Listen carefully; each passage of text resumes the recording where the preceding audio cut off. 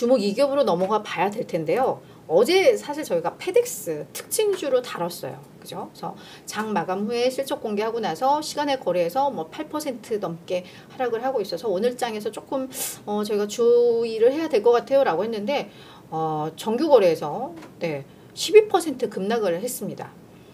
그래서 좀 봐야 될 것 같아요. 어제 분명히 물론 시장의 예상치에는 미달을 했고 매출 가이던스를 하향 조정한 거는 있습니다만 되게 충격적인 수준은 또 아니었잖아요. 그게.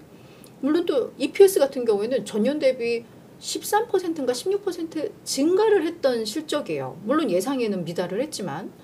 그리고 뭐 매출 가이던스 하향한 게 지금 계속 이제 이야기를 하고 있는데 당초 그냥 작년과 비슷한 수준일 거야 라고 한 거를 그냥 낮은 한 자릿수 때 감소.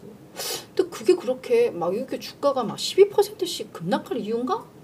사실 저는 궁금했거든요. 그래서 전문가들의 의견을 좀 이걸 봐야 되겠다 해서 이걸 오늘 주목 2기업으로 준비를 한 겁니다. 시장에서는 봤더니 그냥 그 실적 자체도 그렇지만 이 국제 운송 부문은 페덱스에게 있어서 가장 큰 매출 부분인데 그 부분에 대한 우려 소리들이 좀 있었습니다. 그래서 이것들을 한번 저희가 정리를 해볼게요.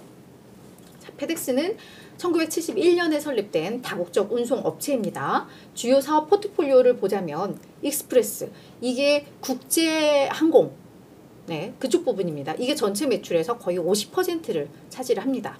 220여 개 국가, 650개 공항을 이용하고 항공기만 700여 개를 보유하고 있습니다. 이 운송을 위해서. 그리고 뭐 떨어지고 나서 이걸 또 이 트럭으로 운송을 해서 트럭도 뭐 수천 대가 있대요. 그래서 가장 큰 게 익스프레스 사업입니다.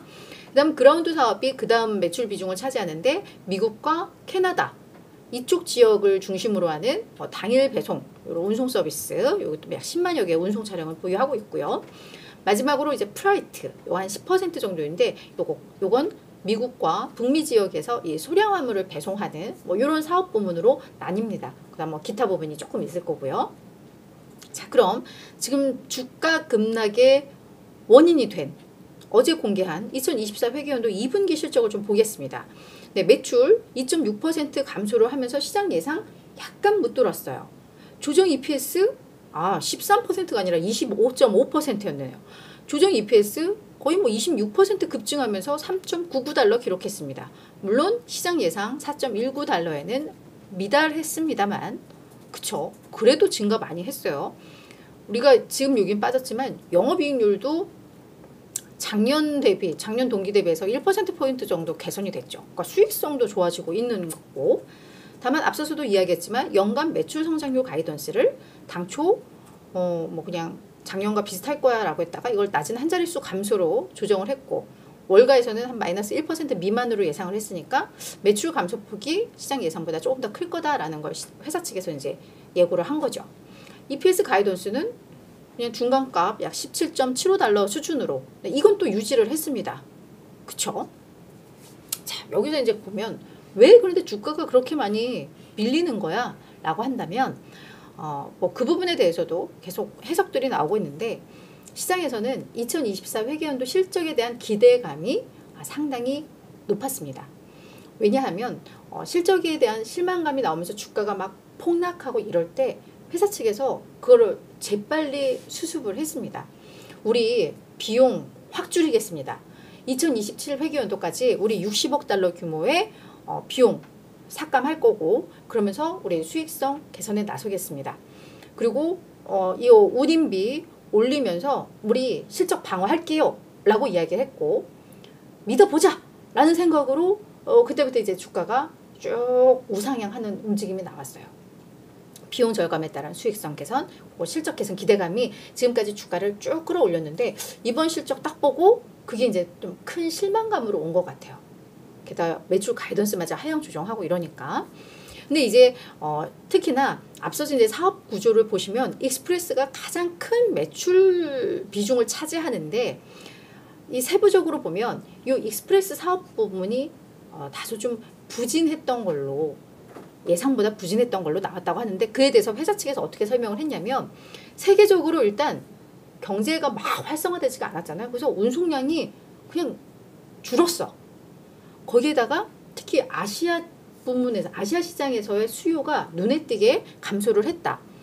거기에 이제 경제 상황이 이렇다 보니까 운송료도 더 저렴한 그런 옵션으로 많이 이전을 하더라. 그래서 항공 운송보다는 그냥 육상 배송을 뭐 더 선호한다던가. 이건 이제 미국 자체적으로도 그렇대요. 미국 우편국에서도 원래 항공 배송하던 걸 그냥 육상 배송으로 하고, 이런 뭐 글로벌 요 운송 쪽도 조금 더 싼 운송, 그러니까 항공이 아니면 아마 선박 운송이가 이걸 선택을 하겠죠. 그래서 그런 부분 때문에 우리가 좀 익스프레스 부분이 부진했다라는 걸 또 CEO가 설명을 했거든요. 그래서 여기까지 이제 보시고 이제부터 월가의 분석들을 좀 보도록 하겠습니다. 전반적으로는 네, 이게 딱 실적 공개하고 나온 월가의 평가들인데 뭐 투자 의견을 바꾸지는 않아요.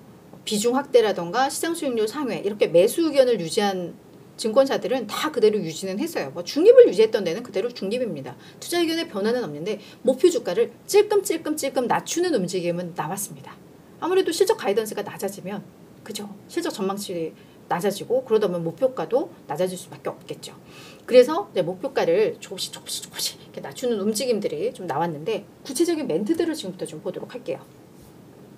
레이몬드 제임스의 패트릭 테일러 브라운 이 애널리스트는 뭐라고 이야기를 했냐면 일단 긍정적인 이야기들입니다.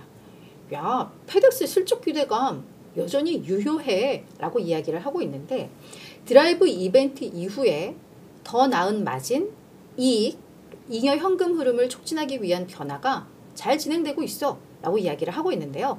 이 드라이브 이벤트라 하면 뭐냐면 일단 이 드라이브는 페덱스가 장기적으로 수익성 개선 등 이 재무 목표를 달성하기 위해서 어떤 포괄적인 전략 프로그램, 그 전략의 명이 그냥 드라이브이고요.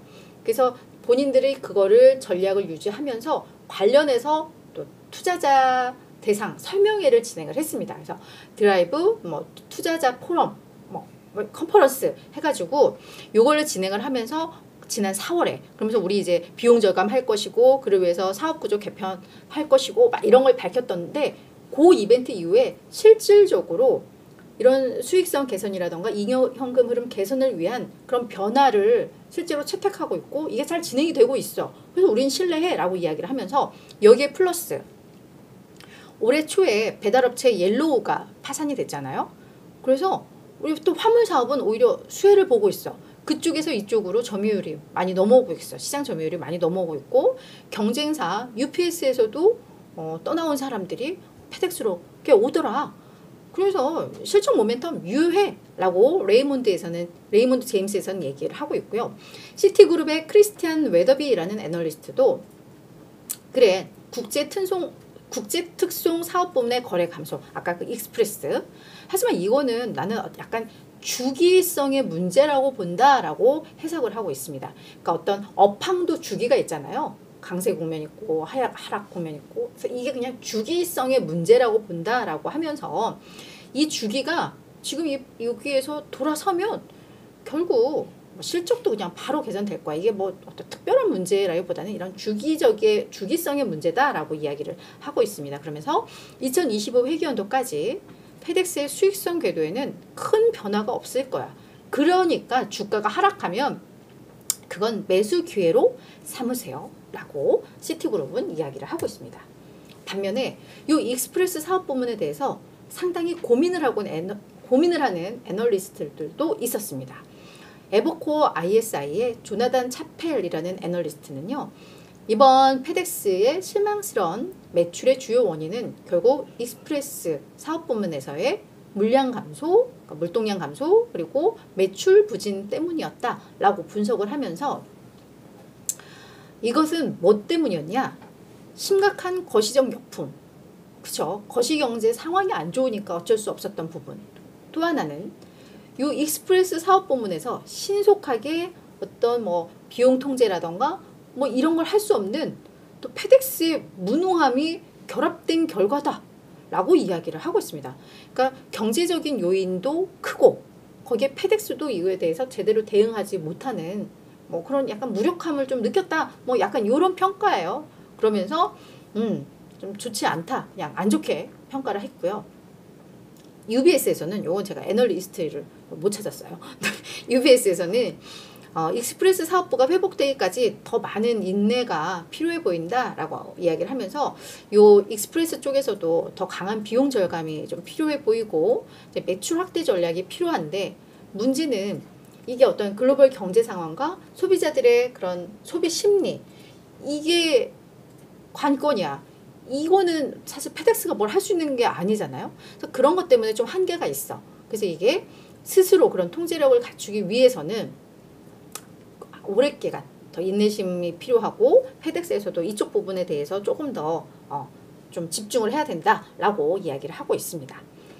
그래서 뭐 지금 긍정적인 이슈, 약간 부정적으로 보는 이슈들을 다 봤습니다. 그래서 그 가운데 이제 나에게 맞는 게 뭔지 그건 이제 우리들이 판단의 몫이에요. 근데 저도 개인적으로 그동안 기대감이 많았다가 뭐 이렇게 빠진 게 이렇게 빠질 일인가에 대해서는 저도 사실은 의문은 좀 듭니다. 그래서 지금 뭐 주가 많이 오르면 조정을 받는 것처럼 그런 맥락으로 생각할 수도 있을 것 같아요. 그죠? 그죠? 자, 그러면 월가의 의견들을 좀 보자면 33명 중에 20명이 매수입니다.